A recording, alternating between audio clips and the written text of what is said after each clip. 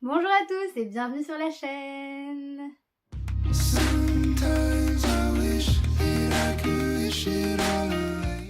se retrouve aujourd'hui dans la première vidéo de l'année 2026. Alors d'abord je vous souhaite une très bonne année, tout simplement. Et je voulais commencer par un petit book haul parce que j'ai reçu des livres pour Noël et mon anniversaire puisque ça tombe à peu près au même moment, enfin en décembre. Donc je voulais commencer tranquillement en vous parlant de ces livres. En attendant la grosse vidéo bilan de l'année comme je fais à chaque fois, puisque je vais bien sûr vous parler incessamment sous peu de mes 10 meilleures lectures de l'année. J'ai très hâte, j'ai fait mon petit classement, tout ça. Donc j'ai hâte de la filmer, mais ça va prendre un peu de temps puisque je dois parler de 10 livres et je vais devoir quand même détailler un peu mes avis. Donc aujourd'hui je vous fais plutôt ce book haul pour bien commencer l'année et j'espère que ça vous plaira. Et on commence tout de suite avec Robot Sauvage de Peter Brown. Alors si vous êtes un peu au courant, eh bien il y a un dessin animé qui est sorti qui s'appelle Le Robot Sauvage, qui est donc l'adaptation du livre. Je ne savais pas du tout que c'était un livre, mais j'ai adoré le dessin animé. Vraiment c'était un film exceptionnel, très beau, très touchant, l'animation était magnifique. Donc j'ai hâte de découvrir le livre qui est très court, bon c'est un roman jeunesse mais je pense que ça peut être très sympa aussi. On suit ici l'histoire d'un cargo qui va faire naufrage parce qu'il est pris dans un ouragan. Donc le cargo fait naufrage, la cargaison de robots qu'il porte échoue sur l'île et tous ces robots arrivent en morceaux sauf un, Rosome Unité 7134 alias Rose. Et après avoir subi un violent orage et échappé à l'attaque d'un ours féroce, Rose réalise qu'elle doit aller à la rencontre des animaux qui peuplent l'île. Donc pourra-t-elle survivre dans la vie sauvage et se fera-t-elle des amis? C'est la question à laquelle ce livre va répondre. Je pense que ça peut être une belle aventure, très touchante et qui se lit rapidement. J'ai hâte de découvrir ça. On change immédiatement d'ambiance avec celui-là puisque c'est Peter Pan, les contes interdits. Je connaissais cette collection mais je n'avais jamais testé et j'ai eu ce livre donc c'est l'occasion de tester. On est ici en fait sur une réécriture de... En fait c'est des réécritures des contes que l'on connaît, ça les transforme en quelque chose de très très sombre. Donc l'idée est plutôt originale, j'ai jamais vraiment lu de livres sombres en tout cas qui font vraiment peur, qui sont vraiment considérés comme des livres pour public averti comme il est indiqué ici. Donc je suis assez curieuse, en même temps bon, je me demande ce que ça va pouvoir donner. Mais ça, je pense que ça peut être sympa. Bon, la couverture, ça va, c'est pas la pire, parce que les autres couvertures, je les trouve vraiment horribles, mais celle-là passe. Donc, pour tout vous dire, on est voilà, sur une réécriture vraiment terrible du conte Peter Pan.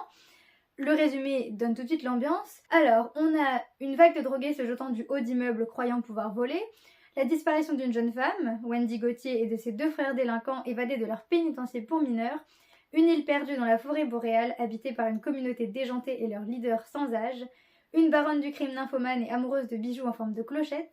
Un enquêteur médisant et dépourvu de sa main droite dévoré par un cannibale qui hante encore ses nuits. On a juste ça, donc les décors est posé, on a les différents personnages que l'on connaît, on les reconnaît avec ces descriptions un peu spéciales, un peu tordues on va dire. Donc j'ai aucune idée de ce qu'on va retrouver dans ce livre, mais pourquoi pas, je vous dis pourquoi pas, on peut tester. Et puis je ne suis pas du tout une personne sensible au niveau de ce que je lis, donc je sais que ça ne va pas me faire grand chose dans le sens où je vais pas du tout être traumatisée ou quoi que ce soit. Voilà, donc c'est un test, on verra bien. On continue avec Le Chant des Muses de Farah Rochon, il me semble, c'est pas écrit. Oui, c'est ça. Pardon. Et donc on est sur un livre Disney, donc de la collection Hachette Heroes, qui est aussi une collection que j'aime énormément. Puisque j'aime beaucoup les Twisted Tales, j'en avais déjà parlé, donc c'est des réécritures de Disney. Là c'est pas un Twisted Tale, mais c'est un livre encore une fois qui se base sur Disney, en tout cas sur Hercule, comme vous le voyez, et surtout sur les muses qu'il y a dans Hercule. Et j'avais vraiment été intriguée par l'intrigue, par le résumé, donc je suis très contente de l'avoir et j'ai très hâte de découvrir ce que l'autrice nous réserve. Donc comme le dit le résumé, les muses ont raconté l'histoire de Hercule, maintenant il est temps pour elles de révéler leur propre gospel pur. Donc j'adore parce qu'il y a toujours des petits clins d'œil assez bien amenés au Disney. Et donc on suit ici les sœurs Calliope, Clio, Melpomène, Terpsichore et Thalie qui vivent dans un village tranquille avec leur mère surprotectrice. Elles sont toutes de talentueuses artistes mais sans audience. Si Kali, l'aînée, avait son mot à dire, elle poursuivrait son rêve d'écrire de la poésie épique dans la grande cité de Thèbes, mais sa famille passe avant tout et elle refuse de laisser ses sœurs. Sauf qu'après une performance des 5 sœurs devant leur village, leur mère, furieuse, va leur révéler un secret qui remet toute leur existence en cause. Elle est Mémosine, la déesse de la mémoire, et pendant près de 20 ans, elle a tout fait pour échapper aux dieux de l'Olympe et à leurs machinations. Mais le spectacle de ses filles les a toutes mises en danger, et elle se fait kidnapper avant d'avoir pu leur en dire plus. Bien que les jeunes femmes ne le savent pas encore, celui qui tire les ficelles n'est autre que Hadès, le terrible dieu des enfers. Donc sous la responsabilité de Kali, les sœurs embarquent dans un périple pour sauver leur mère et en apprendre plus sur leurs origines divines, mais le chemin à parcourir est semé d'épreuves mythiques et de tribulations. Elles devront compter à la fois sur leur talent individuel et sur leur lien sororal pour s'assurer de passer du statut de zéro à celui de héros, ou plus exactement d'héroïne. Je suis déjà fan, voilà, je suis déjà fan, vous comprenez, en tout cas si vous êtes fan de Disney, vous ne pouvez que sourire au petit clin d'œil. Ça doit être hyper intéressant de replonger dans l'univers d'Hercule, mais du côté des muses, j'aime beaucoup toujours l'ambiance antiquité grecque, tout ça. J'ai hâte de le lire puisque je n'ai pas vu d'avis, je ne sais absolument pas quoi penser de ce livre. Et je pense que je vais passer un très bon moment, en tout cas il me tente beaucoup. On continue avec le tome 2 des Whisperwicks, donc la malédiction des dérobés. Les Whisperwicks, c'est une saga chez Ozu, donc de Jordan Lees, qui est un peu récente. En tout cas, ce tome 2 est récent, il est sorti en 2025. J'avais adoré le tome 1 qui ressemble à ceci. Enfin, c'est les éditions reliées. Qui sont magnifiques, il faut le dire. J'ai craqué aussi sur celui-là, donc je suis très contente d'avoir le deuxième aussi en relié. Il est magnifique. Voilà, ils sont sublimes tout simplement. Surtout là, le vert est magnifique. Vraiment, je l'adore. Et donc c'est un tome 2, j'avais adoré le tome 1, je suis très contente d'avoir la suite. Et je peux juste vous résumer le tome 1 évidemment, parce que je ne vais pas vous spoiler l'histoire. Donc en fait, c'est une saga jeunesse dans laquelle on va suivre Benjamia, qui va être propulsée à Dédaleum, qui est un monde étrange et impossible, un monde où les rues ne tiennent pas en place, où les cartes à jouer servent de monnaie et où les humains jettent des sorts à l'aide d'étranges poupées. Benjamin, donc il atterrit là-bas, sa route va croiser celle d'Elisabella, et pour rentrer chez lui, il n'y a pas d'autre choix que de la suivre dans une quête effrénée sur la trace des mystérieuses Whisperwicks. Donc c'est l'histoire du garçon qui ne croyait pas en la magie et du monde qui l'a fait changer d'avis. Et c'était un très chouette premier tome, vraiment très touchant aussi, mais aussi très prenant avec vraiment ce côté imaginaire qui se ressent bien dans les livres un peu plus jeunesse, en tout cas pour enfants. On a une ambiance très enchanteresse, j'avais beaucoup aimé. Et donc je suis contente d'avoir la suite, ça doit être encore une autre aventure. En tout cas, Benjamin retourne à Dédaleum. Et voilà, je me demande bien ce qui va pouvoir se passer, et peut-être que les enjeux vont devenir plus importants, etc.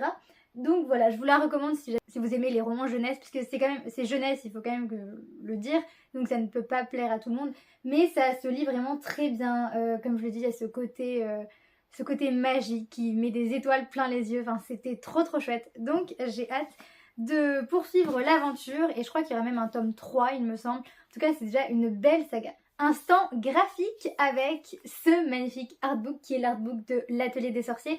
Si vous avez regardé mes dernières vidéos, vous savez que j'adore l'Atelier des Sorciers, cette série de mangas exceptionnelle, et j'ai eu l'artbook. Alors c'est un artbook, donc ce sont juste des illustrations.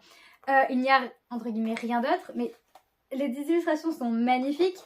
Je ne sais pas du tout si vous allez voir, mais voilà. En plus c'est un livre qui est assez grand, donc on peut voir les illustrations en grand. Voilà, c'est pas comme, parce que j'ai les éditions grimoire en manga, donc il y a des illustrations à la fin, mais c'est assez petit puisque ça reste un format assez réduit. Mais là c'est grand, c'est beau, c'est magnifique, le livre est magnifique. Je suis totalement fan, c'était le cadeau parfait pour la fan de l'Atelier des Sorciers que je suis. J'ai déjà regardé toutes les illustrations, elles sont sublimes, je suis émerveillée par l'intérieur de ce livre. Donc vraiment un livre à voir si vous aimez l'Atelier des Sorciers, même si ce ne sont que des images. Il est magnifique, je l'adore, donc je vais l'exposer dans mon étagère avec mes 2 autres tomes de l'Atelier des Sorciers. Et il me tarde de compléter ma collection en achetant tous les autres, puisque voilà, je suis fan, je le dis, je le répète, il faut que j'ai absolument tous les tomes dans ma bibliothèque. Et on termine avec Twin Crowns de Catherine Dowell et Catherine Weber, donc chez Bayard, avec cette petite phrase « Un trône, des jumelles séparées à la naissance, qui portera la couronne ?» C'est de la fantaisie, ça me tentait beaucoup, mais je ne savais pas du tout qu'il était sorti en poche. Et on commence le résumé avec cette petite phrase « On ne peut pas détruire la magie, elle retrouvera toujours son chemin. Et on va suivre donc Vren Greenrock qui s'est préparé toute sa vie à usurper la place de sa sœur jumelle et monter sur le trône d'Eanna. C'est le seul moyen de mettre fin à la guerre contre les sorcières qui l'ont élevée. Et on a Rose Valhart, elle qui s'apprête à devenir reine, à épouser le prince du royaume voisin et à s'assurer un allié dans la lutte contre la magie. Dans ce duel animé par la vengeance où les secrets se révèlent et les amours impossibles fleurissent, qui obtiendra le pouvoir? Il faut lire le livre pour découvrir la réponse à cette question évidemment. C'est un résumé qui reste assez évasif, hein. Il raconte quand même ce qui se passe mais il reste assez vague je trouve, mais du coup ça m'intrigue d'autant plus. Juste l'idée d'avoir ces jumelles séparées et d'avoir des histoires de pouvoir, ça m'intéresse. Et comme il y a deux autrices, je suppose qu'on a deux points de vue, on doit avoir le point de vue des deux sœurs et ça peut être très intéressant. Voilà, je ne sais pas trop quoi en penser à l'avance, mais je pense que ça peut me plaire. En tout cas, je suis toujours partante pour découvrir des histoires de fantasy que je n'ai pas encore découvertes parce que j'adore la fantasy. On verra bien ce que ça va donner. Et voilà, c'est déjà fini pour cette vidéo book haul. Je vous avais dit que ça serait plutôt rapide, mais ça me permet de vous poster une vidéo en attendant les plus grosses, hein, vous comprenez. Et puis même on m'avait demandé ce que j'avais reçu à Noël, donc au moins ça permet de vous montrer. Il n'y a pas non plus énormément de livres, mais je suis toujours très contente. En tout cas ça me fait des belles lectures pour commencer l'année. J'ai hâte de les lire, de vous en parler. J'ai hâte de vous parler de mes meilleures lectures de 2025 et même de mes dernières lectures si celles-ci ne sont pas dans mon top. Parce qu'on va dire que j'ai eu l'occasion de découvrir pas mal de livres dans les dernières semaines de décembre, donc je suis contente. N'hésitez pas à me dire ce que vous avez eu à Noël par exemple, si vous avez envie. Ça m'intéresse, ça me permet toujours d'avoir des idées. Voilà, je vous souhaite le meilleur pour cette année 2026, pour cette nouvelle année. J'espère que tout se passera bien de votre côté, que vous allez faire de très bonnes lectures, que vos projets vont se réaliser. Je vous envoie vraiment toutes mes bonnes ondes. J'espère que vous allez continuer à me suivre sur YouTube. Comme d'habitude, je ne peux pas vous dire à l'avance si je vais être régulière. J'ai quand même pas mal de choses aussi personnelles cette année à gérer, donc je ne sais pas encore à quoi va ressembler mon rythme, mais j'ai toujours envie de faire des vidéos ici, j'ai toujours plein d'idées. Ça ne se voit pas forcément avec le nombre de vidéos que je poste, mais j'essaye en tout cas.